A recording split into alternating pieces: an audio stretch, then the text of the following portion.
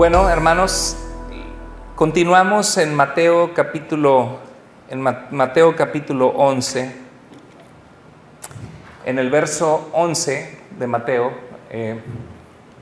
el Señor Jesucristo, en el capítulo 11, la semana pasada habíamos visto que Juan el Bautista, un gran siervo de Dios que fue lleno del Espíritu Santo desde el vientre de su madre, que tuvo un rol tremendo en preparar el camino para que Jesús viniera, fue puesto en prisión por Herodes Antipas, el gobernante de aquel tiempo, porque le reclamó que estaba con la esposa de su hermano, le llamó a integridad. Y fue puesto en prisión y la Biblia dice que estaba encadenado, y en esos momentos mandó a preguntar a Jesús si era él el que habría de venir o habrían de esperar a otro, porque él estaba esperando a la segunda venida de Jesús, cuando Cristo venga y ponga en orden esta tierra, donde donde dice la Biblia que pondrá sus enemigos por estrado de sus pies, donde será juzgada la maldad. Y reflexionamos en eso la semana pasada, de cómo en los puntos débiles de nuestra vida, en los puntos difíciles, podemos tener momentos en que nuestra fe es sacudida y donde es importante confiar en Dios, ir a Jesús, preguntarle a Jesús cuando pasamos momentos de duda, momentos difíciles en nuestro corazón. Y dice la Escritura que una vez que llegaron los discípulos de Juan el Bautista, Jesús les mostró lo que estaba pasando, que la gente estaba siendo sana, que la gente estaba siendo salva. Y estas personas fueron, estos discípulos, y le contaron a Juan el Bautista las maravillas que estaban sucediendo con Jesús. Y dice la Escritura que cuando ellos se fueron, Jesús tomó al grupo de los 12 apóstoles que tenía con él y les empezó a decir: ¿qué salieron ustedes a ver al desierto?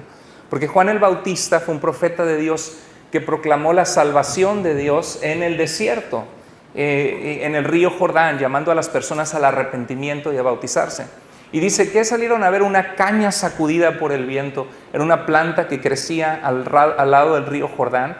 Y lo que Jesús estaba diciendo es que Juan el Bautista no era una caña sacudida por el viento, era fuerte, era una persona decidida, una persona valiente. Y así debemos ser nosotros también, debemos ser valientes con nuestros principios, nuestras convicciones, nuestro amor a Dios, no avergonzarnos de Dios, sino no ser ásperos con la gente, pero ser firmes en lo que creemos. Dice Jesús, dice: ¿qué salieron a ver al desierto? Vuelve a preguntar, 3 veces pregunta: ¿salieron a ver un profeta? Dice: sí, y ciertamente más que un profeta. Y después de decir estas palabras, el Señor Jesús, hay un error, discúlpeme, es Mateo capítulo 11, versículo 11, no Mateo 10, es Mateo capítulo 11, dice: les aseguro que entre todos los hombres, ninguno ha sido más grande que Juan el Bautista, dice Jesús, y sin embargo el más pequeño en el reino de los cielos es más grande que él. Qué versículo que suena como un acertijo, ¿no? Suena como un acertijo que hay que descifrar, que hay que tratar de entender qué nos está diciendo Jesús. El Señor Jesús nos dice que en toda la historia de la humanidad no se ha levantado ningún ser humano más grande que Juan el Bautista. Y uno se pregunta: ¿por qué? ¿Cómo es posible esto? ¿Qué tenía Juan que le hacía el hombre más grande que jamás ha existido? Para este tiempo había habido grandes hombres en la historia. Por ejemplo, Alejandro Magno, que conquistó todo el mundo de su época. Dice la historia que cuando Alejandro Magno llegó hasta la India, conquistó todo, desde Grecia, conquistó Roma, conquistó donde está Turquía, Palestina, Egipto, llegó hasta África, llegó hasta la India. Y dice la historia que cuando Alejandro Magno llegó y vio que no había más reinos que conquistar, lloró, como dijo: esto es todo lo que hay. Y dice, hay registros históricos que quizá él tenía una enfermedad venérea que le causaba mucho sufrimiento y finalmente murió de malaria en la India en el año 333, murió a los 33 años de edad, bien joven. Se le acabó su vida, aunque conquistó a todo el mundo. Julio César fue, ahí tenemos algunas de las esculturas, representaciones de ellos. Julio César fue un conquistador también que inició el poderío del Imperio Romano, por eso todos los emperadores romanos se le llamaban los Césares. ¿O qué tal el Buda en la India? El Siddhartha Gautama, que fue un príncipe, que de ahí surgió la religión del budismo. Buda era un hindú, de la religión hindú, que creen en muchos dioses.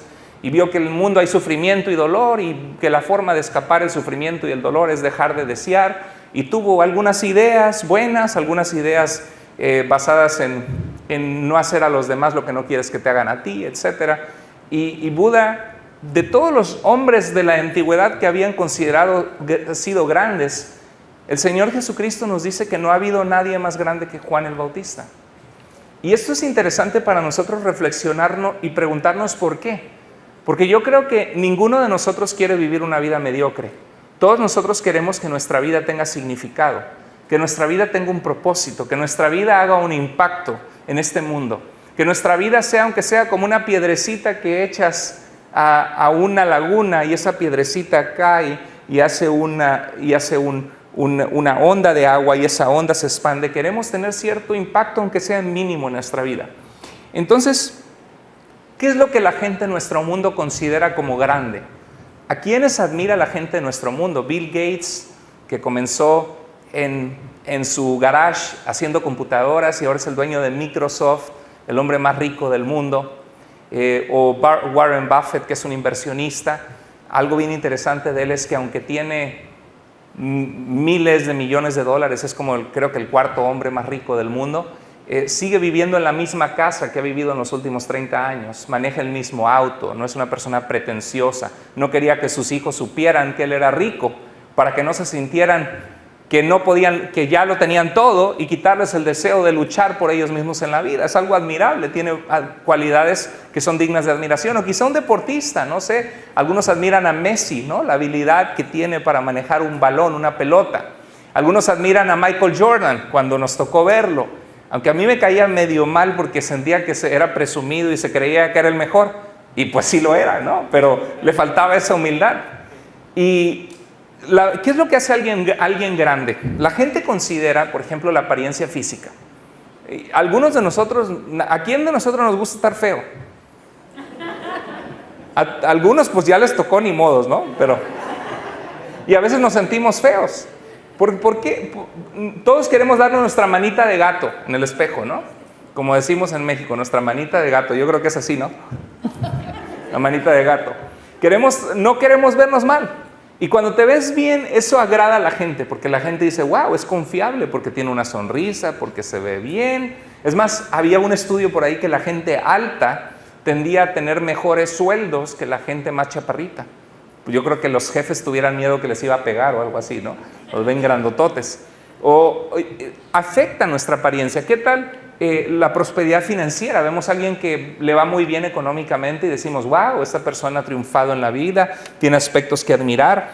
La persona que llega al poder político o que es un buen presidente porque hace un buen trabajo por la gente, eso es digno de admirar. Si tienes buen hablar, tratas de pulir tu educación, tu amabilidad, el decir algo tan básico como decir hola, gracias, por favor, lo siento, ¿no? Son 4 cosas que hay que enseñarle a nuestros hijos, el saber hablar bien. O los talentos y dones. Hay gente que tiene talentos tremendos que son dignos de admirar, deportistas, cantantes, inclusive personas que llevan empresas como Jack Welch, por ejemplo, que llevó a General Electric. Entre la gente que le gustan los negocios es alguien digno de admirar, que multiplicó 4000% el valor de su compañía porque era una persona con capacidades tremendas de liderazgo y de tomar decisiones. Algunos admiran a diferentes presidentes, líderes políticos, o Mahatma Gandhi, ¿no? Que fue un hombre que en la India, sin poder, levantó un movimiento de justicia social sin utilizar la violencia. O a Nelson Mandela en África, ¿no? En Sudáfrica. La gente piensa que a lo mejor ser grande es que tienes fama y aceptación. ¿Cuánta gente famosa hay que es miserable, ¿no? Que termina, es triste ver gente que llegó como Whitney Houston, que vendió 180 millones de discos, la artista mujer más vendida de todos los tiempos, más famosa de todos los tiempos. ¿Se acuerdan de su tema de Bodyguard? I Will Always Love You. Y hizo una película con Kevin Costner. Y qué voz tremenda la de Whitney Houston. Y ya al final, su voz, por lo que fumaba, la cocaína, su voz ya no era la misma que antes. Y terminó en una bañera quitándose la vida, suicidándose tristemente. Entonces la grandeza de los hombres no siempre es la grandeza ante los ojos de Dios. Cuando alguien logra ser grande en los ojos de este mundo, la grandeza no dura para siempre. La vida gira en un segundo. La gente te da su aceptación y la siguiente semana ya no le caes bien. Así son los artistas y la gente que logra cosas grandes. Pero hay algo que nos hace reflexionar en la Escritura, en 1 Samuel 16, 6 al 8, que el profeta Samuel estaba buscando a un rey para Israel. Y Dios le indicó que estaba en una familia de un señor que se llamaba Isaí. Y llegó y vio al primogénito nacido, que era de buen parecer. Dice la Escritura en 1 Samuel 16, 6 al 8, que Samuel vio a Eliab y dijo: seguramente este es su ungido. Pero Dios le dijo: no mires su buen ¿qué? Parecer, ni lo grande de su estatura, porque yo lo desecho, dice Dios. O sea, Samuel se fue con la finta, dijo: este tiene algo que va a ser alguien grande, este es el rey que ha estado esperando Israel. Pero dice Dios: porque el Señor no mira lo que mira el hombre, pues el hombre mira lo que está delante de sus ojos, pero Dios mira ¿qué? Dios mira el corazón.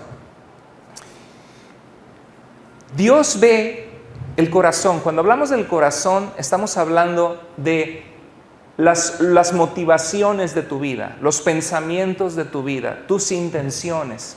¿Quiénes somos realmente en el fondo? Es como si fuera un durazno, ¿no? Que tiene la cáscara y luego tiene la carnita, pero en el centro está el corazón del durazno, ese hueso que si se siembra puede dar vida a un nuevo durazno, ¿verdad? Que va a dar duraznos y se va a multiplicar. El corazón es la esencia de quiénes somos. Y el único que la puede ver es Dios. Todos podemos hacer la finta, ¿no? Hola, ¿cómo estás? Un saludo, una sonrisa. Pero el único que conoce nuestro corazón realmente es Dios. Y es importante nosotros, si queremos llegar a ser grandes en esta vida, si queremos hacer un impacto, el dejar que Dios mire nuestro corazón y nosotros mismos ponernos el corazón nuestro al espejo de Dios. Y poder decir como David: Señor, mírame y ve si hay en mí un camino que no te agrada. Un camino que, Señor, que quizá para mí es una decisión buena la que quiero tomar, quizá para mí justifico mis acciones, pero delante de tus ojos, ante tu palabra, veo que reprueba la prueba delante de ti, Señor, y te pido que me veas y me corrijas si hay algo en mí malo. Es interesante porque hay otro pasaje en Proverbios que también nos habla que aunque nosotros vemos la apariencia, Dios ve más profundo. Dice en Proverbios 31:30, dice: engañosa es la gracia y vana la hermosura. La Nueva Versión Internacional dice: los encantos, está hablando de una mujer que se pinta, que se arregla, que se ve muy bonita y que quizá está muy bonita. Pero reflexionando en este pasaje, la Escritura dice: los encantos o la gracia del arreglarte bien son mentira. ¿Por qué? ¿Por qué son mentira? En primera, sin maquillaje no te ves igual, ¿no? ¿Verdad que sí? Te ves diferente.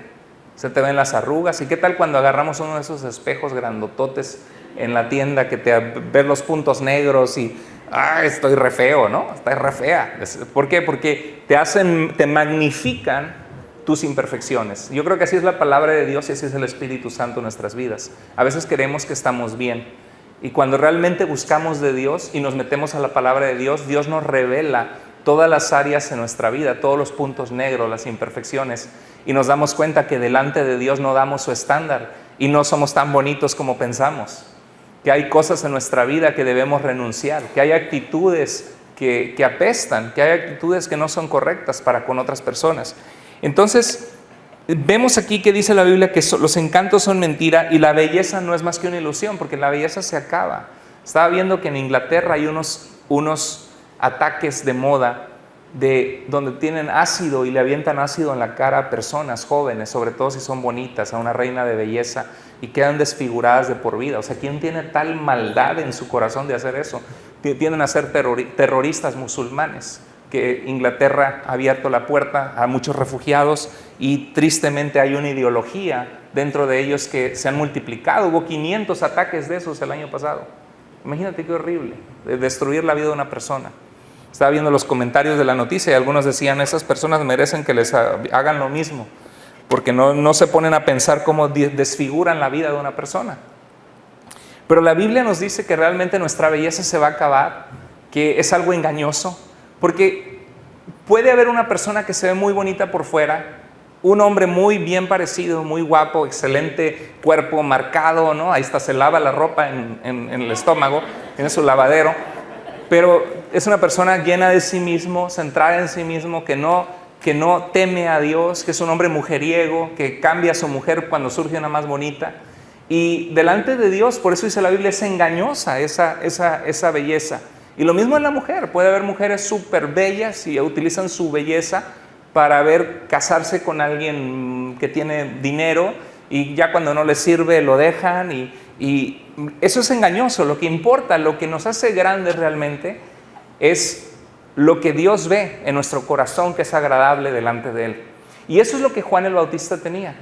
Entonces, alégrate en este día, porque si a veces no te sientes tan bonita, a veces no te sientes tan guapo, a veces nos da pena el sobrepeso, ¿verdad? El cinturón ya no nos cierra y nos sentimos mal a veces en un mal día o te sientes rechazado. Piensa, ¿cómo puedo embellecer mi corazón delante de Dios? ¿Cómo puedo llegar a ser grande en el reino de Dios? La realidad es que la gente desea ser grande instantáneamente. ¿Se acuerdan del programa de Mi Bella Genio? ¿Sí? ¿Se acuerdan? Un programa famoso de un hombre de creo que era la Fuerza Aérea, que tenía una genio en la botella, ¿no? Algunos sí tienen un genio, pero en su casa, lo tienen bien guardado cuando salen los problemas.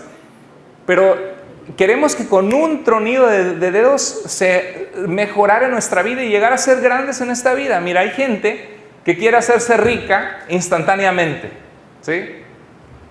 Ay, le voy a comprar, no, pégale al gordo.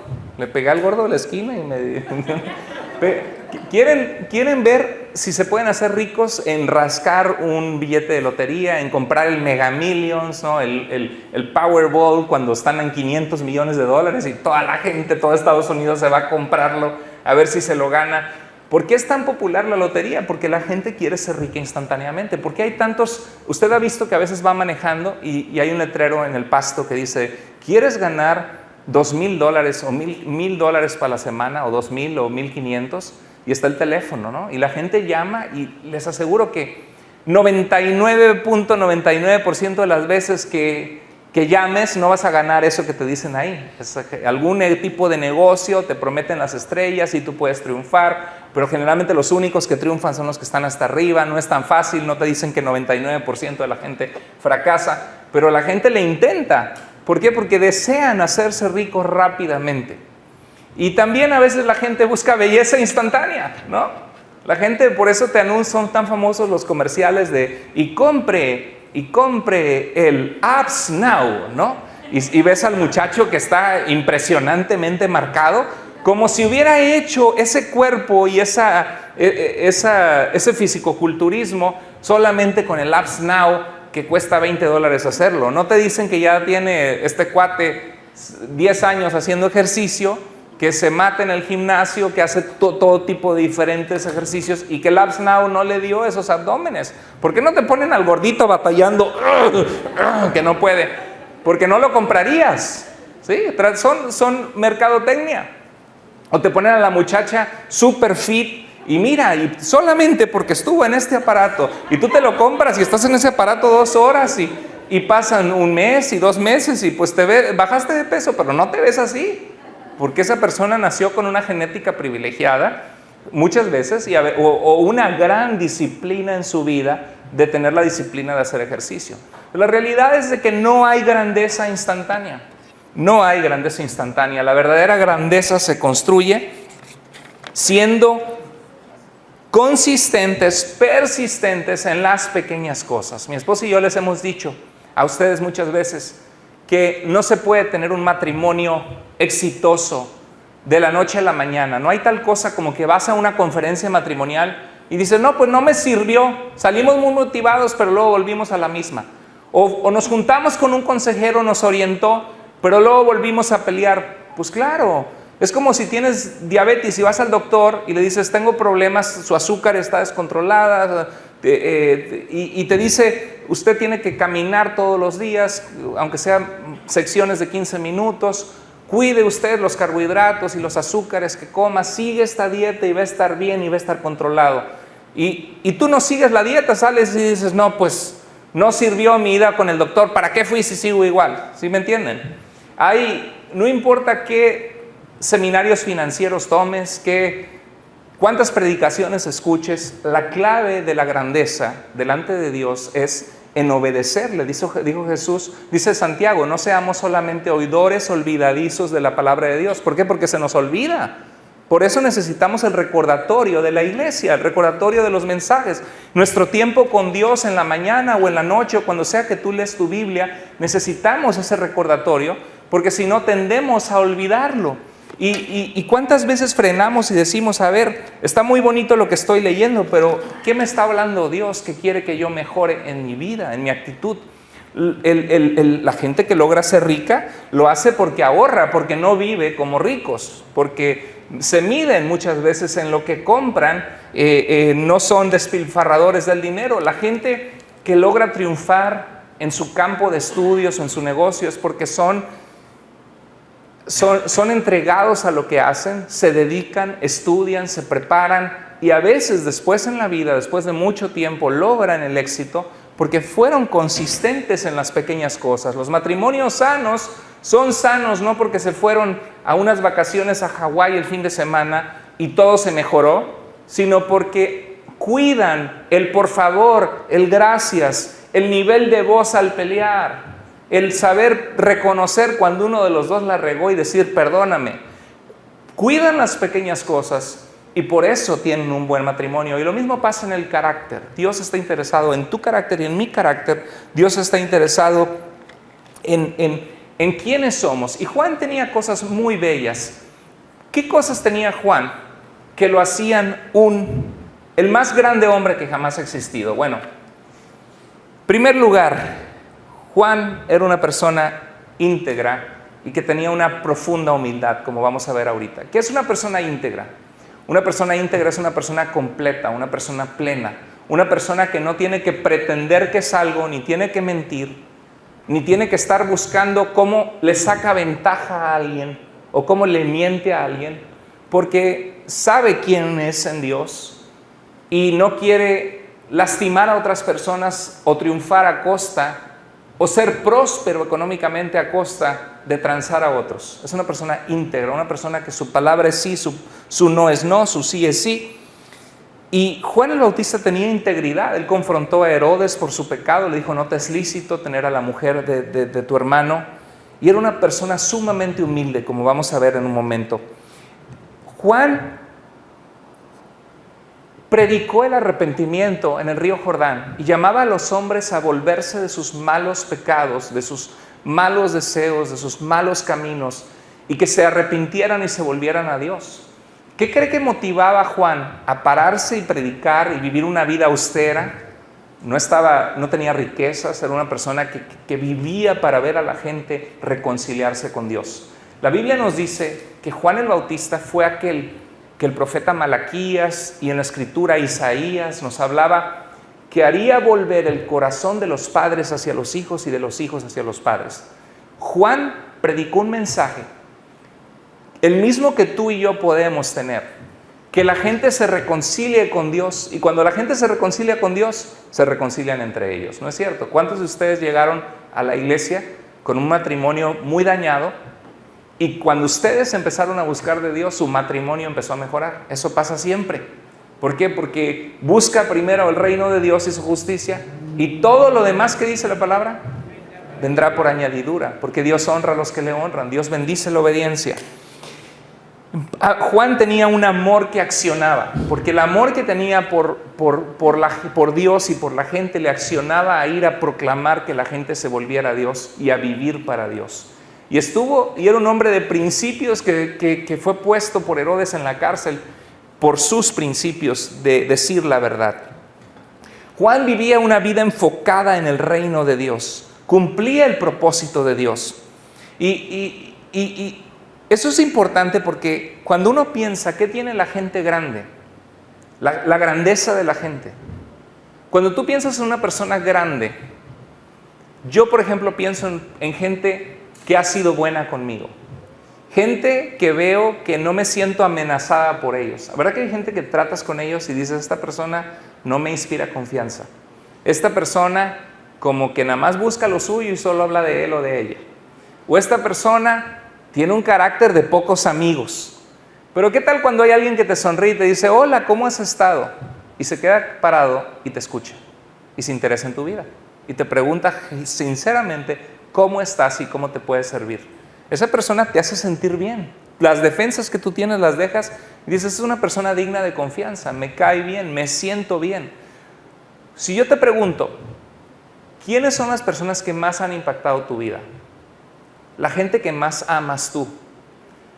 9 de cada 10 casos de entre nosotros, si hacemos una encuesta, va a ser gente amorosa, gente amable y gente humilde. Estoy muy dudoso de que alguien de tus héroes de vida o alguien de los que más amas o de los que más bien te cae es una persona pedante, orgullosa y soberbia. La mayoría de la gente es gente humilde, gente que tiene el tiempo de escucharte y de interesarse en ti y en saludarte, ¿no es cierto? Y gente que admiramos y gente que logra la grandeza, a veces son personas que admiramos porque han logrado lo que nosotros no hemos logrado, a base de disciplina quizá. Grandes deportistas, hombres de negocios que han salido adelante y que Dios los prospera financieramente y son generosos con la prosperidad que Dios les da y dan de vuelta a la comunidad y a la gente, ayudan a la gente. Es gente que se admira. Y cuando vemos a Juan, Juan tenía eso, tenía humildad, tenía un amor que accionaba, pero Juan dio lo mejor para Dios. Tenía una vida enfocada en el reino de Dios. Yo no creo que se puede llegar a ser grande en la mediocridad. ¿Usted cree que sí? ¿Qué es la mediocridad? Pues, ay, si sale bien, bien, si no, pues no. Ay, ¿qué importa, no? Y ya estudiaste, no, pues, ay, ¿no? Y quieres y en mi trabajo, pero me piden el inglés y no puedo salir adelante. ¿Y qué te impide estudiarlo? Ay, ¿no? Y todos a veces tenemos áreas de mediocridad en algún área. Algunos es en lo físico, otros es en aprender, otros es en mostrar amor, otros es en servir.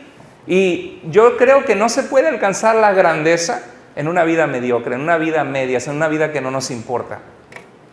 Entonces vamos a reflexionar brevemente. En primer lugar, ¿cuántos de ustedes quieren ser grandes en esta vida? O quieren hacer un impacto. Quizás no pensamos, yo quiero ser grande. Pero pensamos, quiero que mi vida tenga significado y quiero que Dios apruebe mi vida y quiero ser de bendición a otros. ¿Cuántos de ustedes quieren eso? Pues todos, ¿no?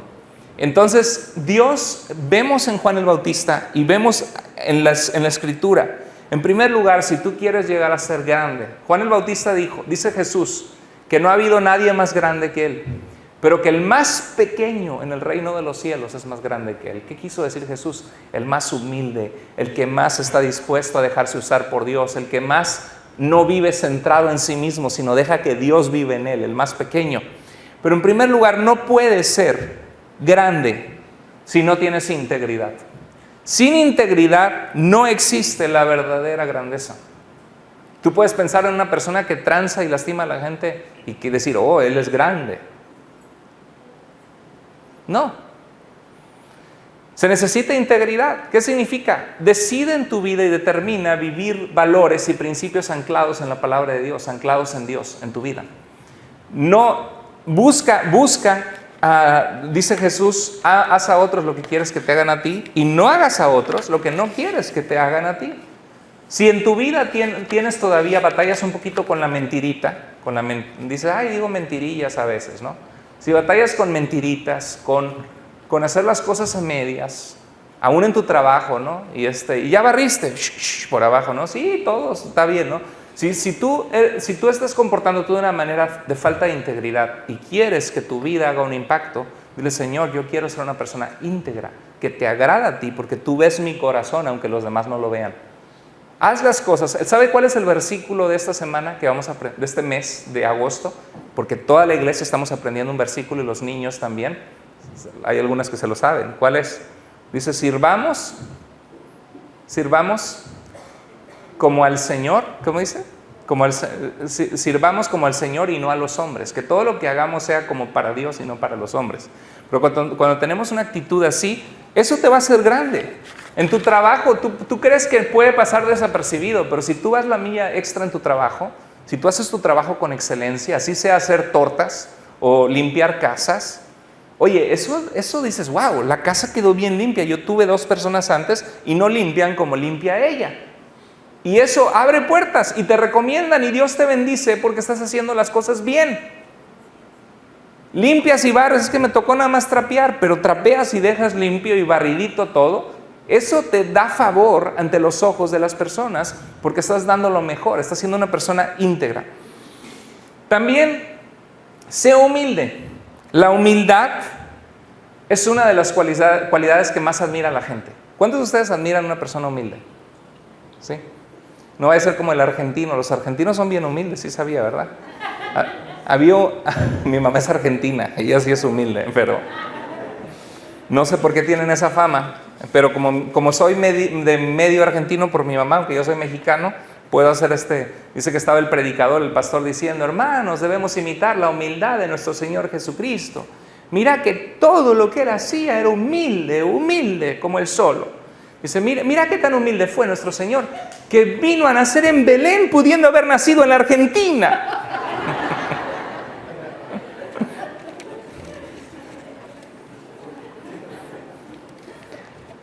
La humildad es algo que admiramos grandemente en la gente cuando la gente es humilde. Y quiero que reflexionemos en esto. Mira lo que dijo Juan el Bautista en Mateo capítulo 3, verso 11. El que viene después de mí es más poderoso que yo. ¿Qué decía Juan? Que ni siquiera merezco llevarle sus sandalias. Juan sabía su lugar. Juan sabía que Jesús era el Verbo encarnado, que era Dios con nosotros, que era el Mesías poderoso de Dios que venía a salvar a Israel y a las naciones. Juan sabía su lugar. Él sabía, yo solo soy una voz que clama en el desierto. Solamente soy un hombre que le toca proclamar a la gente, vuélvanse a Dios y Dios se volverá a ustedes. Dejen su pecado, dejen sus caminos alejados de Dios, ríndanse a Dios y Dios les perdonará. Y tendrán paz con Dios y tendrán reconciliación con Dios, paz con Dios en su corazón y paz los unos con los otros. Juan sabía que él proclamaba que la gente se volvía a Dios, pero que él no era el centro de su propia vida. Él vivía para engrandecer a Jesucristo. Y eso te hace grande, porque tú puedes ser el puente para que mucha gente venga a conocer a Jesucristo. En Juan 3:30, Juan el Bautista dijo, es necesario, cuando los discípulos de Juan el Bautista empezaron a seguir a Jesús, dijo, es necesario que Él crezca. ¿Y qué? Que yo disminuya. La fama de Jesús empezó a ser más grande. Y Él no dijo, espérate, pero pues yo soy el que todos venían a verme. Todo Israel respetaba a Juan el Bautista. Hasta los fariseos y maestros de la ley fueron a verlo al río Jordán. Era una persona que sus acciones llamaban la atención porque era un hombre que vivía lo que predicaba. Era un hombre entregado a Dios. ¿Puede la gente decir eso de nosotros? Que buscamos a Dios y no somos perfectos, pero que somos humildes. Reconocemos nuestras fallas. Tenemos una sonrisa con la gente. Tenemos amabilidad con la gente. Cuando la regamos, pedimos perdón. Cuando fallamos en algo, decimos, discúlpame que te rompí esto, aquí te lo pago de vuelta, o dame chance la quincena y te lo pago. No, somos personas de integridad y humildes. Miren, ¿qué nos significa la humildad? Porque hay gente que dice, es que, ¿cómo que es eso de ser humilde? Eres humilde y te pisotean, ¿no? Hay gente que dice así, uno tiene que dársela, ¿no? Para dar darte a valorar. Bueno, la humildad, en primer lugar, no significa tener baja autoestima. Eso no significa ser humilde. ¿Usted cree que Juan el Bautista, siendo un poderoso predicador de Dios, tenía baja autoestima?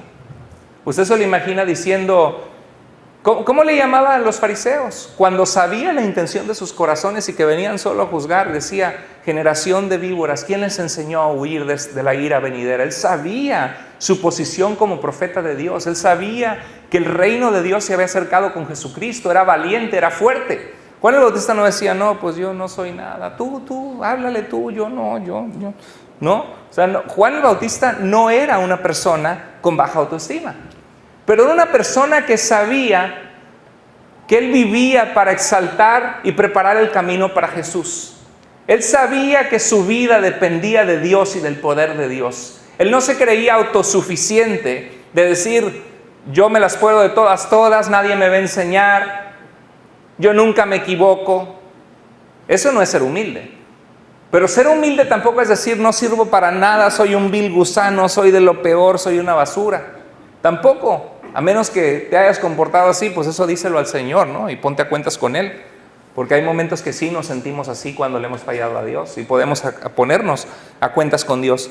Pero ser humilde no es tener baja autoestima, ir por la vida tampoco significa no tener aspiraciones. ¿Y tú qué quieres hacer con tu vida? Los jóvenes, ¿vas a estudiar aunque sea un community college o algo así? No, pues no, estoy bien así. Quiero ser humilde. Eso no es ser humilde, eso es no tener aspiraciones en la vida. Ser humilde tampoco significa dejar que otros te pisoteen. Es que quiero ser humilde y pues sí, pero te están insultando, te están diciendo groserías. La Biblia dice que bienaventurados si lo hacen por ser cristiano, ¿no? Pero si tú no marcas límites y dices, oye, no está bien que me hables de esta forma. Ser humilde no significa dejar innecesariamente que pisoteen tu vida o que te falten el respeto. Tú puedes marcar límites y hablar con la persona ofensora y decir lo que me estás diciendo no está correcto. Yo tengo valor y si yo te respeto, espero que tú también me respetes. Y si no, te voy a reportar con el manager o te voy a reportar con alguien o si no, me salgo de esta relación donde me están pisoteando, ¿no? Y no te estoy diciendo que te vayas, te divorcies, sino sí puedes decirle a tu esposo, no me gusta que me hables así, vamos a buscar consejería. Y si hay un abuso doméstico, busca gente que te ayuda con ese tipo de situaciones de sufrimiento. Ser humilde tampoco es ser inseguro. A veces batallamos con inseguridad en algunas áreas, ¿no? ¿A cuántos de ustedes les da pena ir a la playa y quitarse la camisa en un traje de baño? Somos inseguros físicamente, somos inseguros en hablar. ¿Qué tal si hablo y no sé qué decir, ¿no? Y nos quedamos con la lengua trabada. Hay diferentes áreas de inseguridad, pero ser humilde no es ser inseguro, ser insegura. ¿Qué significa la humildad? Mira, esta es la definición. La humildad es la actitud de la persona que no presume de sus logros. Léelo conmigo, otra vez, desde el principio. La humildad es la actitud de la persona que no presume de sus logros, reconoce sus fracasos y debilidades y actúa sin orgullo.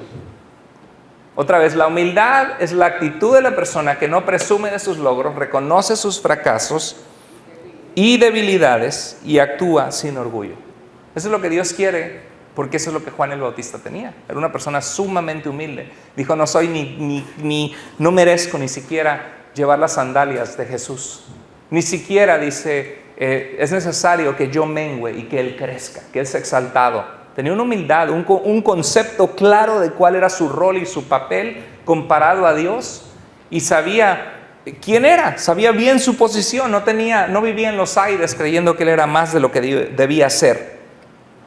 Mire, me encanta esta frase que dijo Blaise Pascal, que fue un fervoroso hombre de fe, que creó las matemáticas que después crearon que formaron las bases para la computación moderna. Blaise Pascal, un matemático físico francés, que era un hombre súper inteligente, ilustrado de su época, de los más sabios que hubo en su tiempo. Y Blaise Pascal era un hombre entregado a Dios, con una fe profunda en Dios. Y Blaise Pascal dijo, la grandeza de un hombre está en saber reconocer su propia pequeñez. ¿No es cierto? Todos nosotros un día vamos a morir, todos nosotros fallamos, a veces fallamos que nos da pena y decimos, trágame tierra, el error que cometimos. Y es necesario recordar que ninguno de nosotros es indispensable. Todos nosotros somos necesarios, ninguno es indispensable. Todos nosotros respiramos y vivimos solo por la gracia de Dios. Y esa es la humildad realmente, reconocer nuestra propia pequeñez. ¿Cuál es el problema con la falta de humildad? Cuando tú eres una persona soberbia, orgullosa, una persona soberbia es una persona que cree que sabe más que todos. Una persona soberbia es que cree que él vale o ella vale más que los demás. Una persona orgullosa difícilmente reconoce sus faltas. Difícilmente te dice, discúlpame, la regué. Pone excusas de por qué lo hizo y encima te culpa a ti. por lo que hizo, ¿no? Una persona orgullosa no es enseñable, no escucha para aprender a los demás, generalmente te quiere dar una cátedra de cómo son las cosas. Así tienden a ser las personas orgullosas. Entonces, las personas orgullosas alejan a las personas. ¿A poco no? ¿Alguna vez te has alejado de alguien que dices, ay, es bien aburrido, nada más me junto con él o con ella y me está dando choros mareadores, decimos en México, ¿no?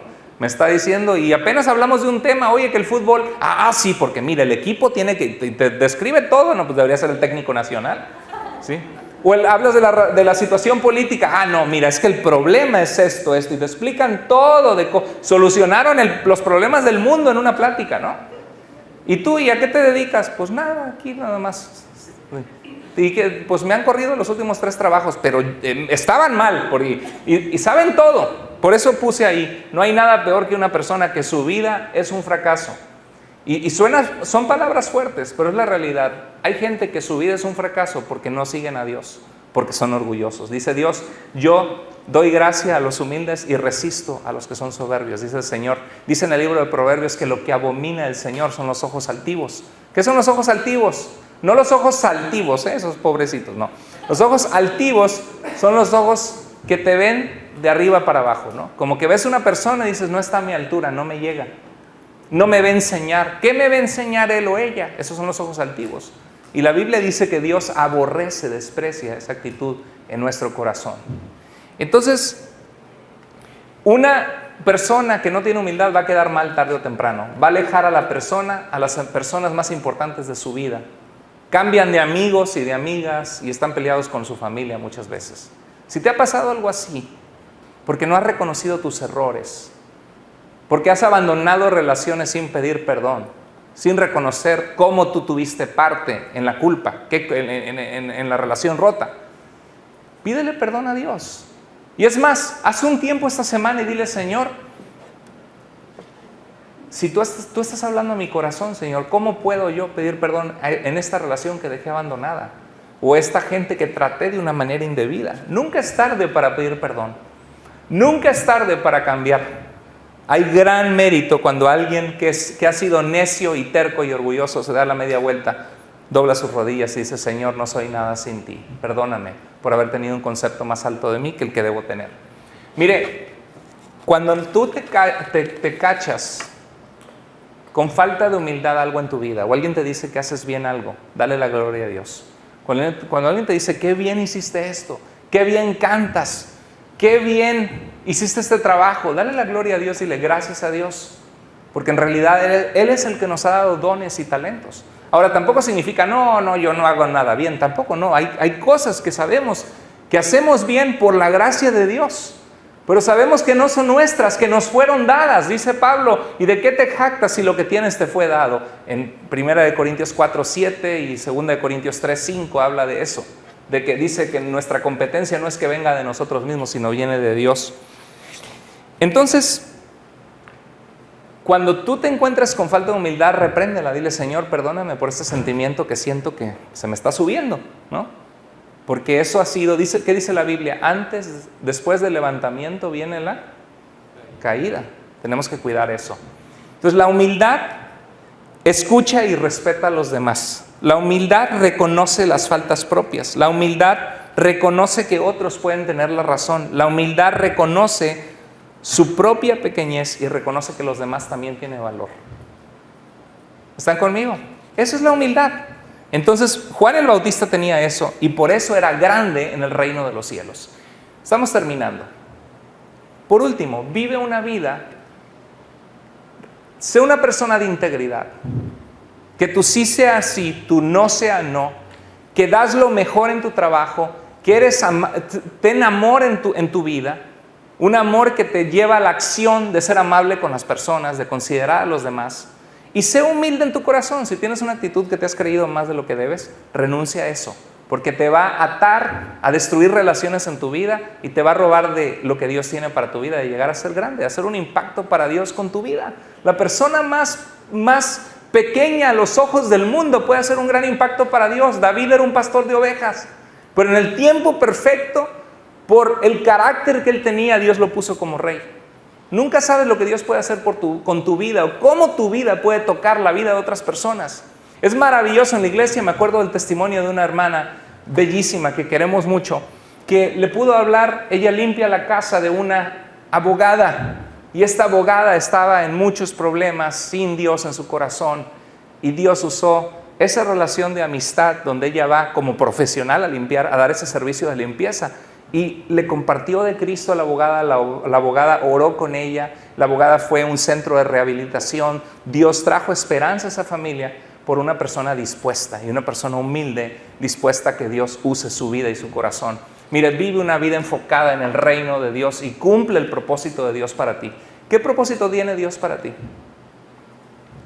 Dios tiene en su palabra, dice, hermano, es que yo no sé para qué soy bueno, no sé cuál es mi carrera, no sé qué puedo hacer. Bueno, Dios te hizo una persona valiosa y tú puedes hacer un impacto para Dios. Dios quiere que tú seas santo, Dios quiere que tú le ames, Dios quiere que vivas para Él.